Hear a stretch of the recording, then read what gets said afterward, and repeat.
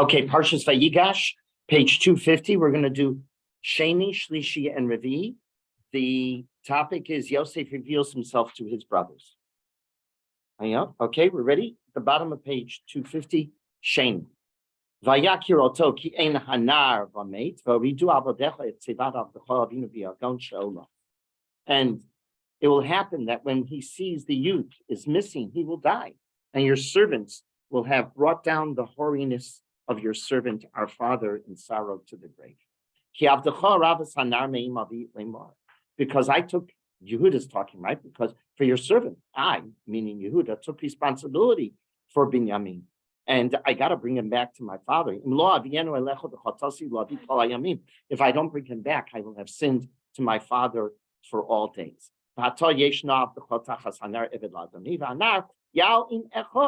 And therefore, please let your servant remain instead. He's willing to give Yehud, is willing to take the place of Binyamin, and I will be your servant, but let my brothers take Binyamin back.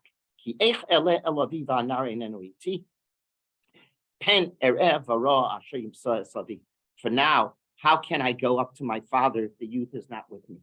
How can I return without Binyamin? Will I see the evil that will befall my father? No way. I'm not willing to do that, Yehuda says. Now, continues on. Yosef could not hold back any longer.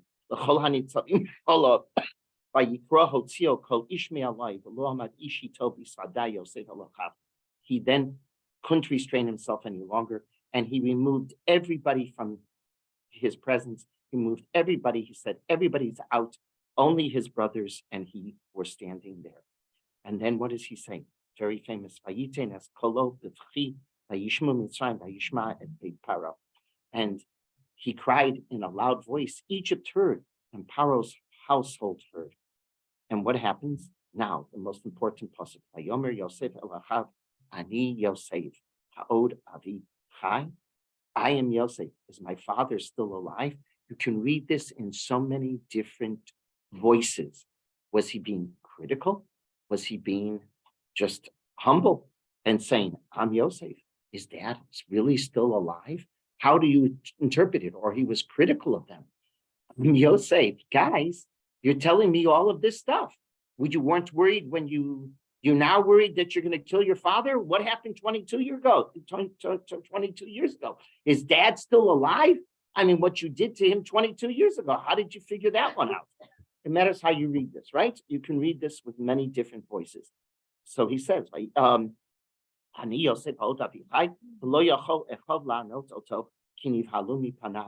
brothers couldn't answer them, right? Because they were frozen, if you will, in time. I mean, they were just totally overwhelmed by the experience. And Yosef said, come here, come close. Yeah, I'm Yosef, the guy who you sold. He's now giving evidence, right? He's now showing his social security number, right? He's presenting all of his evidence, his identity. And now, pasuk verse 5. And now, not be distressed. Don't be distressed. Don't reproach yourselves for having sold me here. For it was HaKadosh Baruch Hu who arranged it all, right?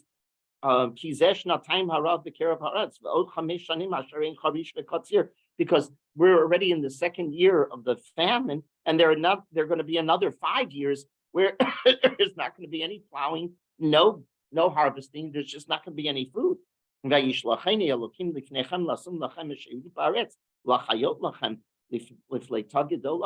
And that's why Hashem sent me ahead of you, to ensure your survival in the land, and I will be able to sustain you, right? This is all God's plan. Now, Lo atem shlachtem osihena. Ki Elokim, you guys didn't send me here. You think you did. HaKadosh Baruch Hu sent me here. Vayismeini la'av leParo la'adon l'chol beitol l'moshel l'chol eretz Mitzrayim.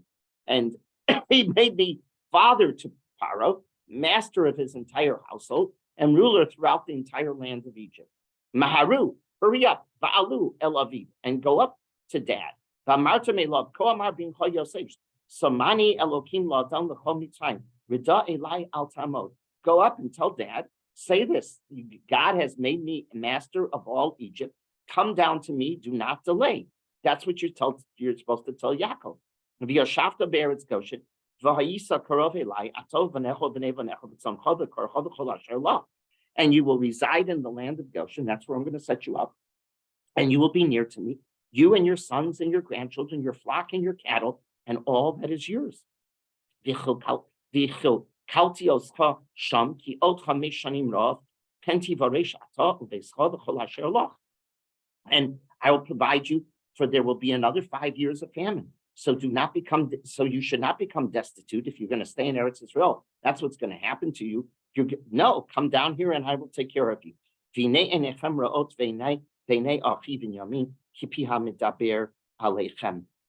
Behold, your eyes see as you do the eyes of my brother Binyamin, that is my mouth. That is, he's pointing out everything. He knows exactly everyone, right? He's identifying, he's still identifying for them all of his identity so that they understand, yeah, it's Yosef that's talking to them. He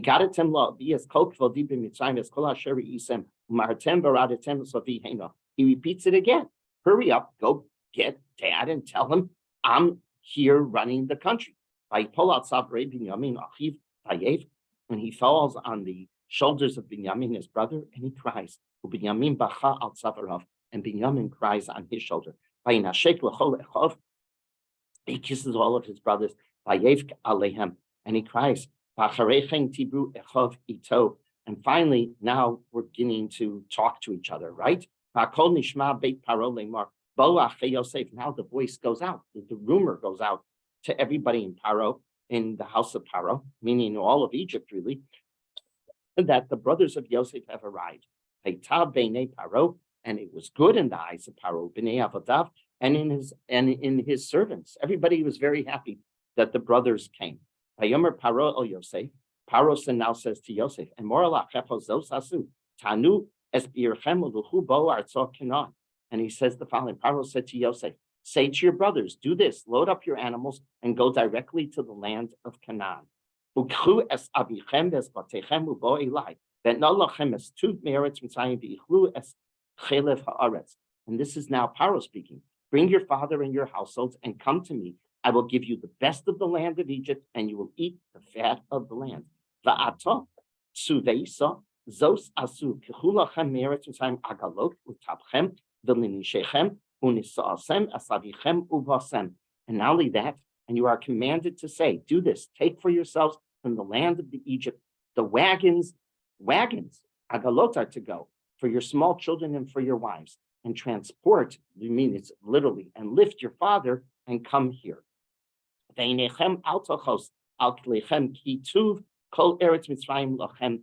let your eyes not take pity on your belongings. Don't worry about anything, because I'm going to give you everything. Just move here.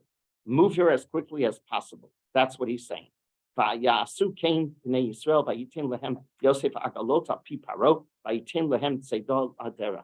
the sons of Israel did exactly this. And Yosef gave them the wagons by Paro's words, and he gave them Seidol Laderech, provisions to go to travel. He gave each of them changes of clothing. Binyamin, he even treated better. He gave him 300 pieces of silver and 5 changes of clothing. Ula aviv shalach kizos hasara hamarim nosim mitud mitzrayim besar hasanos nosos bor belechem wazon la'aviv ladara. And to his father he sent the following: 10 he donkeys laden with the best of Egypt, and 10 she donkeys laden with grain, bread, and food for his father for the journey. And he sent off his brothers, he sends them, and he says this famous line: do not be agitated on the way. And they went up to Egypt, from Egypt, and they came to the land of Canaan to their father. And now they're talking to their father, and they say, Dad, you're not going to believe it. Yosef is still alive. I know he's alive. He's the viceroy of all of the land. What was Yaakov's answer? He froze. He couldn't accept it. His heart wasn't. He didn't believe them. By Dabru love as Kol Divrei Yosef. But they continued and they said everything that Yosef said. Asher Diber Aleim. They repeated every word that Yosef instructed them. Vayar es agalos. He saw the wagons. Asher Shalach Yosef. So. He saw the wagons that Yosef had sent to carry him. Ruach Yaakov Avihem. Finally, Yaakov, he accepts the reality, right? Vayomer Yosef, Yisrael, and he says, and what is he said? Rav od Yosef Michai Elcha Verenu B'Terem Amus. He says, no, Yosef is alive. I'm going down. I'm going to see him before I die. That's the story. The reunion of the brothers with Yosef. The Rav reads these psukim, asking two major questions. What motivated Yosef to reveal himself the way he did to his brothers? What motivated him to reveal himself, period? And number two, how do we understand the amazing kindness demonstrated by Yosef, not holding any animosity, not holding any desire to take revenge upon them? How do we understand this? He was sold into slavery, and now he's willing to forgive and forget. How do we understand what motivated Yosef? Again, what motivates Yosef to reveal himself at this moment? That's bothering Rav Soloveitch. Suddenly he reveals himself. Why? Why at this moment? And number two, how do we understand that Yosef doesn't hold back any animosity? That's what he wants to see. Can I discern this from the psukim? And the Rav reaps wonderful interpretations from the psukim. So let's go back to Memches Pasuk Aleph. Mem Hey. I'm sorry, I said Memches. Mem Hey. Pasuk Aleph, page 252. Lo Yachol Yosef V'Hitapek. He's right. This is after the beautiful oration of Yehuda. Vayigash love Yehuda. Yehuda's the one defending Binyamin. And suddenly, what happens here? The Lo Yachol Yosef V'Hitapek. Yosef is no longer capable of holding himself back. He can no longer hold himself back. Now, take a look at this psukim. What happens if you're describing the movement of the story? How would you describe it here? Yehuda was talking, and what happened suddenly? Yehuda's talking. Yehuda's defending Binyamin. He's trying to convince Yosef, Binyamin has to go back. I'll take the place of Binyamin. You take me as your servant. He's literally, if you were the producer of the play, and here's the script in front of you, how would you literally produce this on stage? What would be happening here? What would be the movement? What would be the moment? Everybody's following my question? How would you describe this? I'm here, you're the producer. How would you describe this moment? Here's your text. Here's your script.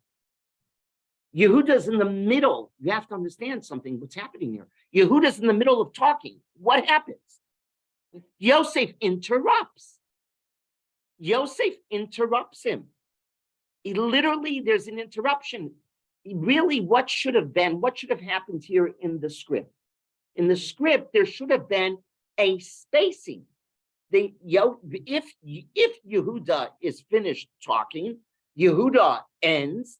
So what happens? Either in the Torah, how do you demonstrate that a portion has ended? Either you have a psucha or a stuma. Either you have an opening of 9-letter spacing or an opening till the entire end of the line.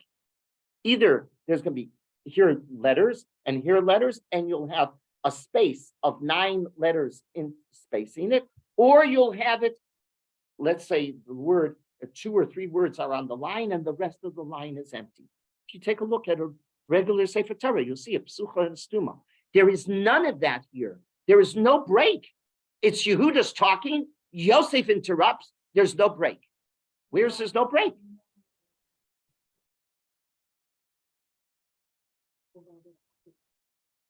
Exactly. What is it? Exactly. That's exactly. That's what you have to realize is happening here. Yosef can't, lo yacholi tapek. What does that mean? There's no stop. He literally interrupts. If you're the producer of this play, you have to demonstrate. It's like Yehuda hasn't finished speaking. Yehuda is still speaking, and Yosef, stop! Don't say anything more. That's exactly what's happening, Rav Soloveitchik points out. And the question is, why? Why? What is motivating Yosef to interrupt the story? Right? What's interrupting Yehuda's oration? And so Rav Soloveitchik points out, Yosef realizes at that moment his cover is about ready. He thinks in his mind, strategically, he's listening to Yehuda, and he thinks Yehuda is figuring out who's sitting in front of him. Yehuda realizes in Yosef's mind, Yehuda realizes this is not an Egyptian sitting here. This is somebody I know. I'm arguing with somebody that's familiar with me. And Yosef is afraid at that moment what's going to happen. His cover is going to be blown. And who's going to reveal? Yehuda is going to scream out, Yosef! And Yosef's cover is going to be blown. Wow. Why is that? Why? Because as Rav Soloveitchik understands this, there's the script and there's the subscript. The argument between Yehuda, and that we talked about this last year, the argument between Yehuda and Yosef is not about just is Binyamin going back or isn't Binyamin going back. Yosef and Yehuda are arguing, if you remember from last year, on who is going to be the king of Klal Yisrael. Who's going to be Melech Yisrael? Which personality, which attribute is going to be Melech Yisrael? They're arguing not just about Binyamin. They're arguing, there's a subtext that the Torah is giving us here.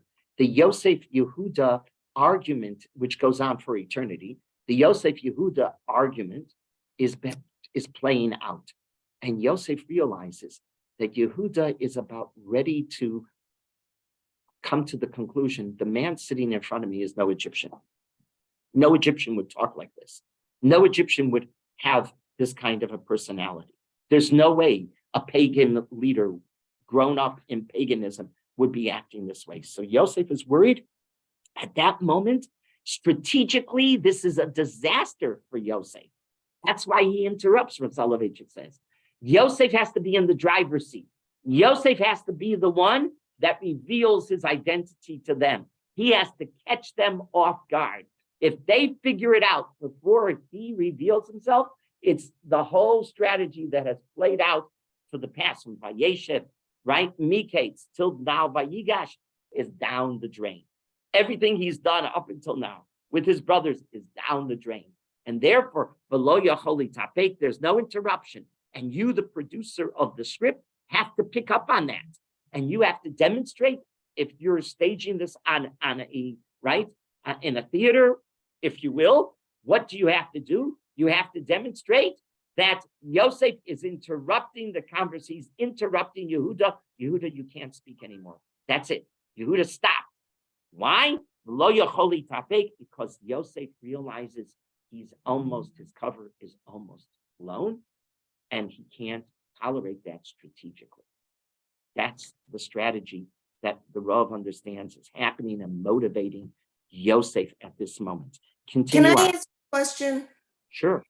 If Yehuda has all the strength and the gevura from Leah, and Binyamin has hold on with that. Just hold that in the mind. We're going to come to that. We're going to come to that next. Very important what I'm going to say next. Yes. Take a look. Now go to Pasuk Gimel. Vayomer Yosef Elachav, Ani Yosef Ha'od Avichai. I'm Yosef. Is Dad still alive? Lo Yachol Echov La'anot Oto Ki Nivhalu Mipanav. And they couldn't answer. They were so overwhelmed by the experience. It was at this moment, as soon as Yosef reveals himself to his brother, which he just did, he succeeds the Malchus to Yehuda. Why? What happens? Ladies, what happened? How many dreams did he have? He had 2. How many were materialized? Only 1. The second one was that Yaakov had to come down with Binyamin. Yaakov hasn't come down. Yaakov is never going to bow. If Yaakov doesn't bow, if The cosmos don't bow to him. Remember the second dream, that only the first dream has been materialized. The second dream has not been materialized. Who stopped the second dream from being materialized? Yosef. Yosef, this moment where he reveals himself, Ani Yosef, Ha'od Avi Chai, guess what? He succeeds the leadership to Yehuda. The Almighty clearly endows Yehuda as Melech and not Yosef. How are we understand that? This was what Elizabeth was just alluding to, and I interrupted her, if you will, with no stop, right? Why? Because how do we understand this essential moment in history? So Rav Soloveitchik says, you can only understand it if you appreciate the background of Yosef and Yehuda. Who are the mothers of Yosef? Who is the mother of Yehuda? Well, the mother of Yehuda is Leah. Mother of Yehuda is the personification of the attribute of Gevura. She was determined to marry Yaakov at all costs. Was it risky? You better believe it. She could have been revealed. It could have been over with her, right? If Yaakov would have realized that night that it was Leah, oh my God, it would have been over for Leah. But she possessed this sense. Remember, how did we describe Gevura a few weeks ago? Determination. She's determined. She possesses this attribute of Gevura. You can only do this if you have a sense of leadership and you're willing to risk everything. Leadership requires the willingness to risk everything when you believe you're right. Yehuda inherits this attribute of Gevura from Leah. He's Leah's son all the way. He radiates power. He radiates authority. He radiates prestige. Just read the first Aliyah in Vayigash and you realize it. He stops at nothing in defense of Binyamin. What's going on in Yehuda's mind? He knows that he's sitting in front of the viceroy of Egypt, and what could the viceroy of Egypt do at any minute? Kill him. Does he stop? No, he doesn't stop, because he has the attribute, the midah of his mother Gevura. He knew all too well everything could have ended by the clip, right, by the fingers, by the snap of the fingers of Paro, of Yosef, not knowing it was Yosef. No wonder why Yaakov in Parshas Vayechi is going to compare his son Yehuda to what animal? Ari. He's the lion. He's the lion. He's the master of the jungle, right? He is the leader of the world. When it comes to Yosef, Yosef is the opposite. He's the son of whom? Rachel. Rachel was able to acquiesce to Lavan's scheme against her beloved Yaakov on that night of their wedding. She was supposed to be the one, because she personifies not Gvura, but Chesed. She gives up everything because she doesn't live for herself. She lives for others. She's the tragic heroine who surrenders herself and everything about herself for others. Yosef is his mother. Yosef's mission in life is sacrifice. Chesed is sacrifice. He doesn't stand on principle, right? He doesn't take revenge. He doesn't hold them guilty. And not at all. The brothers, he doesn't punish the brothers because, hey, you did this to me. That's not what he does. He sacrifices revenge, and he treats his brothers with tremendous kindness, with tremendous mercy. Only the son of Rachel can have that kind of attitude, because the son of Rachel inherits the attribute of Chesed. So now we can understand what's going on here. So which attribute is going to be king? Gvura. Gvura has to be king, because Melech Yisrael has to defend Klal Yisrael. It's not about you. It's about the defense and protection of the people. And sometimes Chesed will take us in, will destroy us. Not a king can't always have Chesed. Not only that, his major midah, his major attribute has to be Gvura. Therefore, who is HaKadosh Baruch Hu going to endow as the leader, as the Melech? It's Yehuda. And that's exactly what happens here, Rav Soloveitchik says. As soon as Yosef reveals himself to his brothers and the second dream hasn't played out, Yosef has agreed. Yehuda, you're Melech. And Yaakov is going to endow in the next parsha in Vayechi when he's going to call him Ari. Yehuda is going to be the Ari, and he's going to say, Yehuda, the leadership will never, ever be taken away from you. Yaakov is going to endow that. Hold on for 2 seconds. Hold on questions because it's getting late. Okay, continue on to Mem Hey Hey. Next pasuk that we want to take a look at. So now Yosef is talking to his brothers. He's revealed himself. He says, "Come here." Then he says, "Va'ata al te'atzvu va'al yichar be'einechem ki mechartem al sihena." Don't do what? Don't become depressed because you sold me. Right? They're overwhelmed by this moment. And Yosef speaks up. And Yosef says, don't be depressed. Now you realize, oh my God, we sold you into Egypt. We mistreated you. What's going on here? You're being so kind to us. You should be so kind to us. When is the axe going to fall? Now, by the way, does that haunt them? All the time till the very end of Parshas Vayechi. After Dad dies, what are they worried? Revenge. They can't get it into their heads that he's the son of Rachel. And Rachel, they're the children of either Leah or Bilhah or Zilpah. They just can't get it because they don't understand Yosef. They really don't. They've never seen this kind of a midah before. But that's Rachel. That is correct. That is Rachel. And so he's already telling them this is foreshadowing, but they didn't process it. We know they didn't process it because we know what happens in Vayechi and Perek Nun at the very end of Chumash Bereshis, right? After Dad's buried, what are they worried about? They concoct up a story. Dad said, we should tell you that don't take revenge. He said, I told you already, back here in Perek Mem Hey Pasuk Hey, al ta'atzvu al yichar beinechem. Why? These words reflect the ultimate chesed by Yosef. He's not vindictive at all. He's not interested at all in taking revenge. And therefore, Moshe at the very end of Chumash, in Parshas V'zos HaBracha, calls Yosef by Nazir Echad. You know what Nazir means? Not only Nazir, but you know what Nazir means? You're a saint. You're a saint. You're a tzaddik. And what do we call Yosef? The only biblical, that's what Klal Yisrael always, you never talk about Yosef in school as just Yosef. We don't never talk about Moshe without the title, Moshe Rabbeinu, Yosef HaTzadik, right? Always. Because who gave him the title? Rav Soloveitchik says, Moshe Rabbeinu did. Nazir, you're the Nazir. You're the tzaddik. Why? Because you didn't take revenge. Continue on.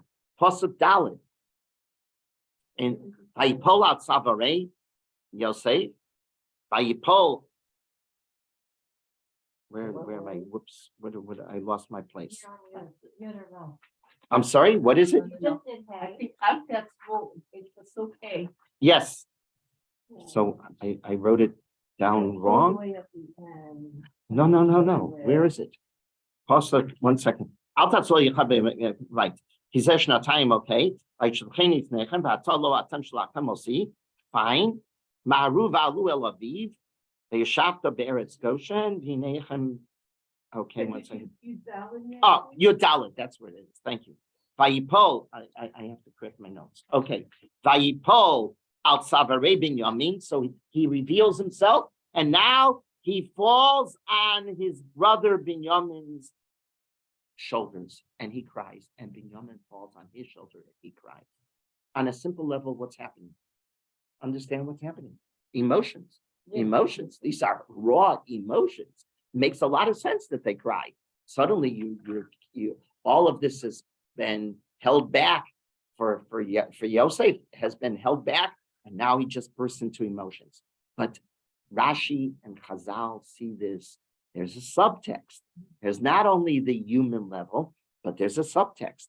Yosef, Chazal understand, and Rashi quotes it.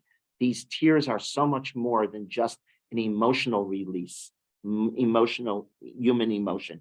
They reflect the fact that Yosef was crying over Bate Migdash, Aleph and Beis.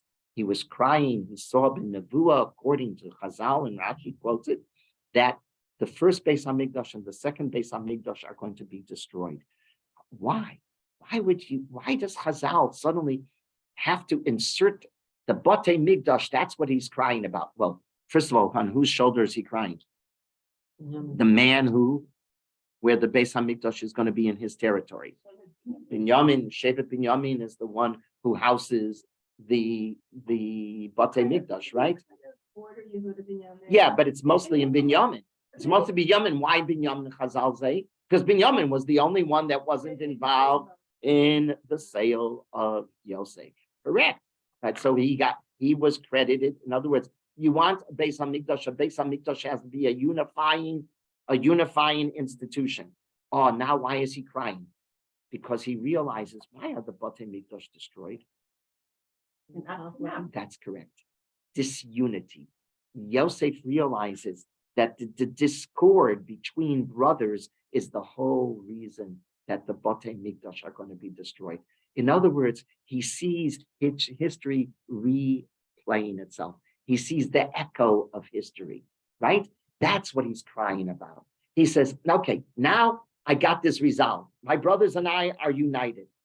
But will it remain this way? Unfortunately, it doesn't remain this way. It just doesn't. And so there's a text and a subtext. The text tells us the hard realization of just plain emotion, right? He bursts forward to cry. Makes a lot of sense. The subtext, Chazal read much more into it.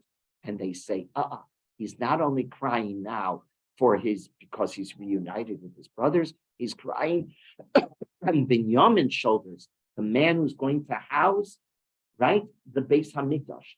And he's crying for that, because he realizes what's going to happen in the history of our people. So, okay, so now they cry.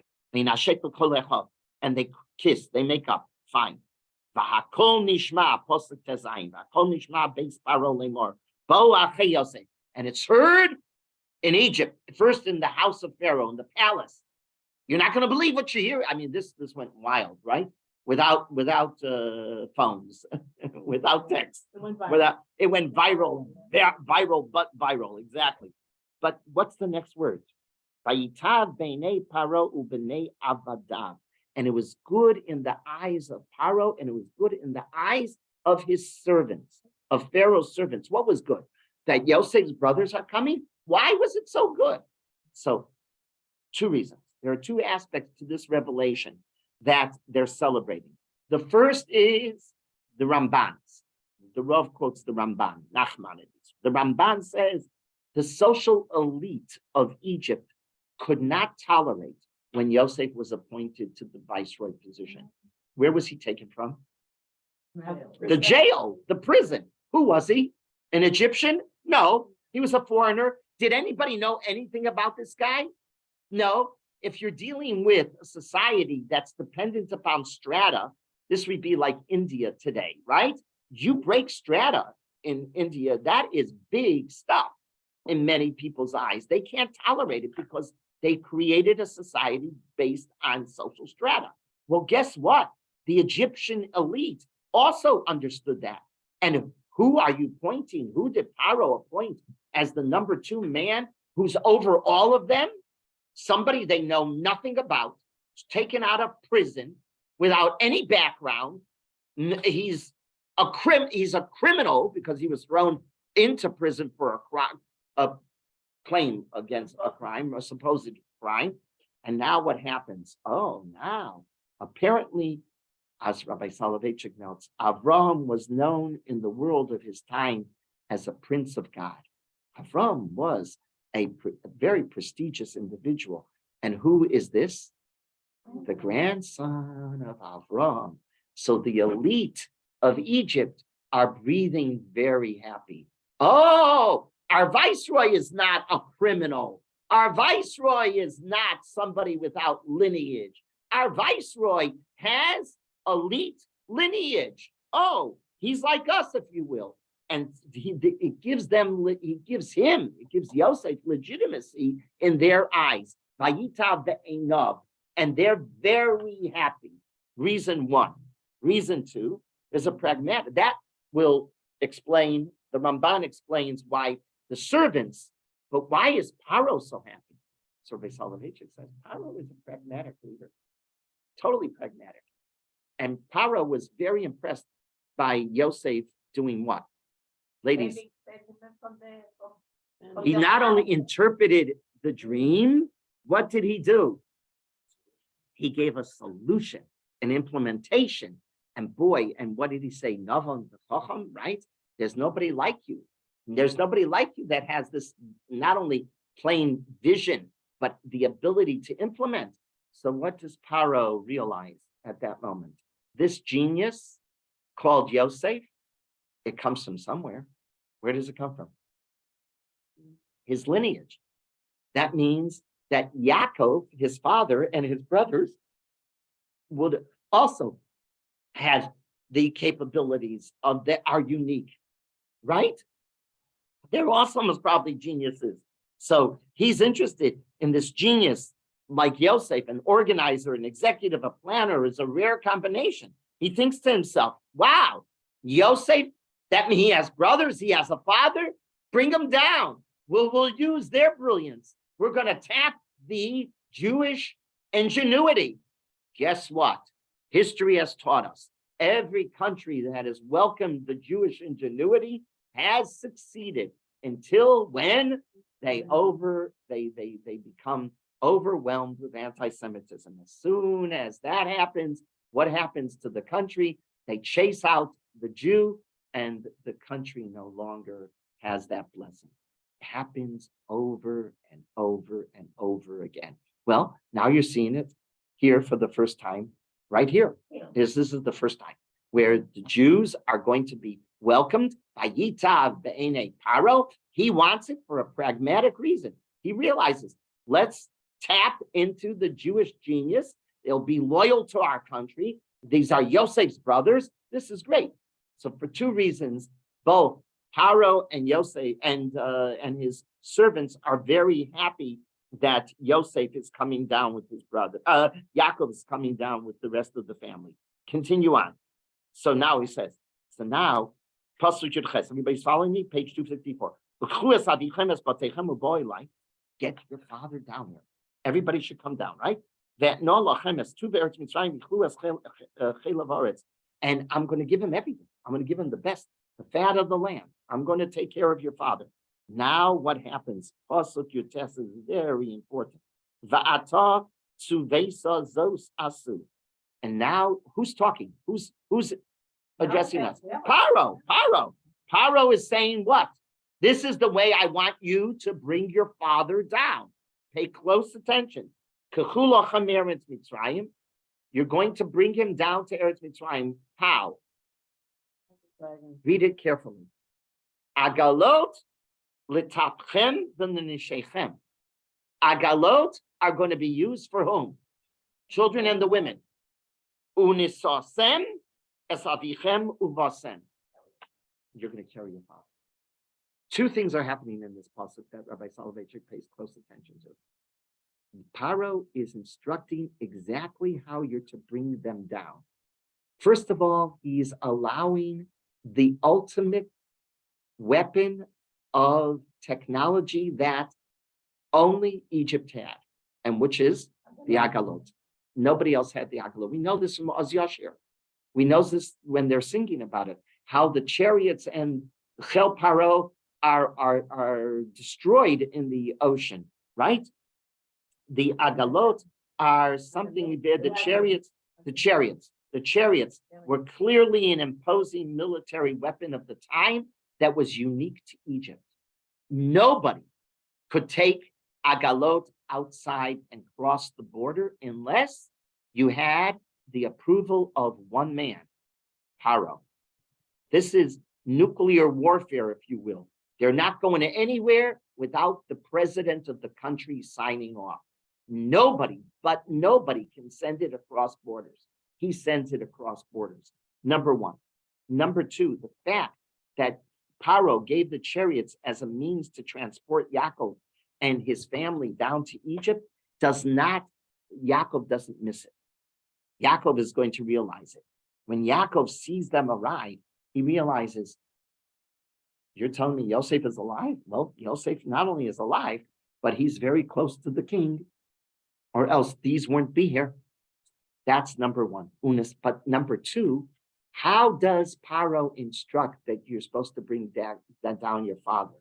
Your father is supposed to be given ultimate cover. He's not to be put into some chariot or no. He's to be carried. Unisosem es avichem. It's directly instructing the brothers, I want you to demonstrate to your father that I respect who he is. He insists that Yaakov come down with ultimate respect, with ultimate kavod. He instructs Yosef's brothers to personally be responsible to carry their father and not to transport him on some device. Unbelievable. He has tremendous respect because he respects the Jewish genius and he wants Yaakov to come. Paro has a strategy all up on his own. He has a motivation all on his own, right? Okay, continue on. Now, what happens next? So they come to Yosef, right? So Yosef is now sending the agalot based on the authorization of Paro. He gives them food for the road, right? Not only gives them, but you have to make sure that they can get back, right? So he makes sure that they're all fed well. He gives changes. Yosef gives his brother changes of clothing, then he gives Binyamin 5 times changes. And he sends all of these different things to his father. All different. Now, Yosef is sending his brothers, and he says, don't get distracted on the way. Just go and go to dad. Okay. So they leave Mitzrayim, they go up. And what happens? They tell dad, oh, Yosef is alive, and he's the ruler in Egypt. His response, he freezes. He's emotionally not capable of accepting any of this, right? Pasuk Chav Zayin. Vayidabru Elav es kol divrei Yosef. But they tell everything that Yosef said, they repeat. What does this mean? And they told everything that Yosef said. When the brothers recounted to Yaakov how Yosef treated them, and that Yosef didn't take revenge, and that there was no anger from Yosef, and Yaakov is going to realize this is Yosef. He realized only the offspring of Avraham could possibly be forgiving like Yosef was. That's why it says, Yosef. Everything Yosef, what do you mean everything Yosef? Everything that Yosef didn't take revenge. He didn't punish his brothers. Oh, that's going to change the whole story. Fayar et ha'agalot asher shalach Yosef. So now what happens? What's the problem in this pasuk? Fayar et ha'agalot asher shalach Yosef. That's correct. And well, that's the answer. But what's the problem? The problem is it's not Yosef who sent them. Who sent the agalot?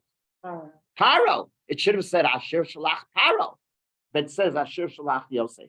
So Rashi is bothered by that, and Rashi gives the famous answer.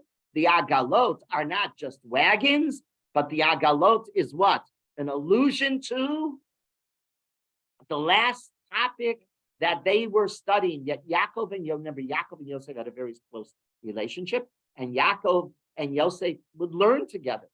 And what were they learning on that day? That day in history that changed everything. They were learning the topic of Egla Arufa. It's an allusion to Agalot Egla. Agalot Egla. What's a play of words? That's what we're getting here. It's a play on words. Egla Arufa. What's Egla Arufa, ladies? You find a dead body in the middle of between two cities. Somebody was killed, and you find, and you don't know who murdered. So what do? It's between two. That's correct. You measure to the closest city, and then they have a whole ritual where the leaders of that city come out and they declare, "We didn't kill this person. We didn't," and they break the back of a calf that didn't work at all, right? You find 1 year old that didn't work at all, that hasn't a whole story right at the very end of Parsha Shoftim in Devarim.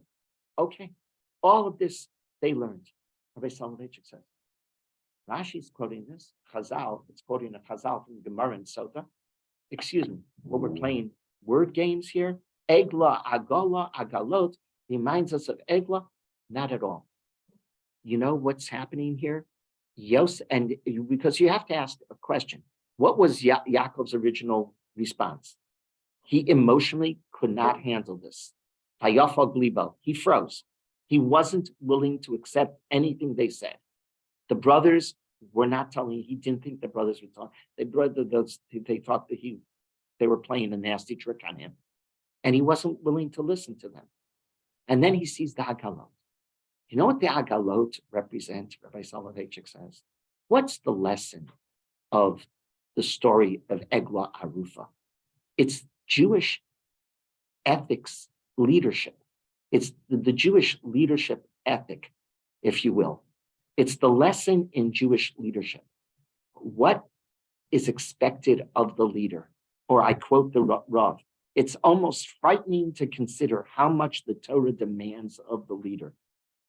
How even the leader is charged with responsibility for people and events which seem far removed from his concerns. Did the leaders kill this person that they found the body in the middle of between the two towns? No. Who took responsibility? Who must take responsibility? The leaders. Leaders in Jewish life is not a privilege. It's not. It's an obligation. It's not what you're going to get. It's what you're going to give. That's what leadership is all about. The message of Egla Arufa is giving, not taking. It's the leader being willing to be a leader even when it is the most difficult situation. There is no easy answer, and you step up to the plate. When nobody else is coming, here, you got a body. We don't know who killed it. What do? Your whole ritual. We didn't kill, but we are obviously responsible. You take responsibility. You take charge. That's what Jewish leadership is all about. Yaakov knew that Yosef was destined for leadership. He always knew that about Yosef. Yosef, you know your kids. You know them by already early on. What type of personality your kid is going to be. Usually, it's true. They mature and they change. But you can really tell already what kind of a kid it's going to be. It was exactly that. By 17, he knew exactly who his son was. And he focused on Yosef's leadership. Remember, Ketones Pasim, the Ketav Kabbalah says, why did he give him the coat of multiple colors? It was a coronation, that's correct. Because a leader receives clothing. That's correct. He's dressed differently than everyone else. He knew Yosef was going to be a leader. Therefore, what was he going to teach him? What's he going to teach him? The ethic of Jewish leadership. That's correct. The responsibility of Jewish leadership. And that is, so when Yaakov sees that Yosef, if you will, is ruling in Egypt, just like he was taught. He's not ruling like a pagan leader. He's ruling like Avram's great-grandson. He's ruling like Yaakov's son. He didn't forget the lessons I taught him about Jewish leadership. Then what happens? Take a look in the pasuk. Vayaretz hagalot asher shalach, vatechi ruach Yaakov avihem. Now he accepts it. Now life comes back to Yaakov. Yaakov had said, you're right. This is a story about exactly what I taught my son. That's why they repeated everything Yosef said. Yosef said, you tell Abba this, you tell Abba that, you tell Abba I'm doing this, you tell Abba I'm doing that. He will realize that I'm his son, I'm his student, correct? And Yaakov knew that only when, now you go back, Vayara Takalot Asher Shalach Yosef. It should be Asher Shalach Paro, no, Asher Shalach Yosef. Yosef sent a message to his father. What was the message? Not agalot, not the weapon that was unique to Egypt, but egla arufa. He was alluding to the lesson of Jewish leadership. Ruach Yaakov, Yosef demonstrated for Yaakov and for Jews throughout history that our great Masorah can be realized in Galus. Our great Masorah will live in Galus, even in the seat of power. That's correct. It has lived throughout history, even not only in the ghettos, but even in the palaces. If you think about it, we have throughout the Nagid, the Nagidim in Spain, you have Abarbanel, you have others that rose to great positions of power, and they were able to be a Yosef personality, and that is exactly what Vatachi Ruach Yaakov Aviem. What do you mean? Yaakov suddenly, on the simple meaning, it means Yaakov was able to accept the fact that Yosef was alive. On the other subtext, what is it? He realizes that what he taught Yosef really works. That a Jew can take the Masorah and take it even into the palaces of the world and still exist without having to compromise who you are. That's exactly what the story is, according to Rav Soloveitchik. So to answer the Rav's initial questions, if you will, the Rav wanted to know what motivated Yosef to reveal himself. So what was it? He had to be in the driver's seat. He couldn't let Yehuda. He was afraid that Yehuda was about ready to blow his cover. And why didn't he take revenge? What would you answer? Why didn't he take revenge? Because two reasons. One, he is Rachel's son. He's the personification of the Midah of Chesed. And two, he learned from his father what a leader is supposed to be. Correct? That's correct. You sacrifice, and you have to be, as these words, it's almost frightening to consider how much the Torah demands of the leader. Those are powerful words. That's exactly what Yaakov taught Yosef, and Yosef demonstrates to his father, I'm following the lessons you taught me. And that's exactly what the story in these two aliyot is all about. Okay, now questions. Were the mothers alive? Leah was alive? Rachel has already died. Leah, the Torah doesn't tell us. The Torah doesn't tell us. The Torah doesn't mention Leah's death. No, it doesn't mention it. Is she alive? I don't know. Leah was a really tragic character. She gave up everything, but she did it because she had a determination. Right. You have a question. So my question is, in Yosef's interactions with the brothers from the get-go, he sprinkles a lot of hints that they do not pick. Of course they don't pick it up because you just, it's That was my question. beyond, no, it's beyond, right? It's beyond perception. It's just not possible in their thinking. So why is it now in this interaction with Yehuda, right before he reveals him, why is it at that point he's like, Lo yachol yisapek. they got it? Yeah, Because I don't see anything there. because, That official speech is not what he doesn't keep on. because talking. remember, there's a subtext going on. What are they arguing about? They're not only arguing about Binyamin, they're arguing about Malchus. Yeah, he figures, Yehuda's arguing with me, and that. Yeah. Okay, I hear it. I hear it. I guess my question is very similar. If he was so afraid of blowing his cover, then the first thing he does is blow his cover. right? He doesn't Everybody- want to blow his cover because he knows that he seeds the malchus, doesn't he? Right? Well, then why was he so afraid of blowing his cover? Right. Yeah. He doesn't see the Yeah. mountains and what, He okay, blows, because I yeah. mean, he tells them on EOSA. He realizes that he's not, I think he comes to the realization that his approach cannot be malchus.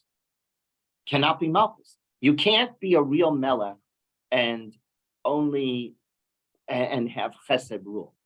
Chesed cannot be the dominant attribute. It can't. It's true. Chesed. There's a question on the Zoom. Yes.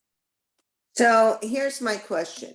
The fact that it's a different question now, but the fact that Binyamin does not recognize Yosef when they're supposed to have very similar traits and personality traits, it kind of seems like the brothers, as you said, keep going through life being guilty that at some point Yosef is going to get them anyway. So is that the sort of price or the retaliation that these guys are never going to be secure? And that's why Binyamin is not the one that would have recognized him. It would have been Yehuda.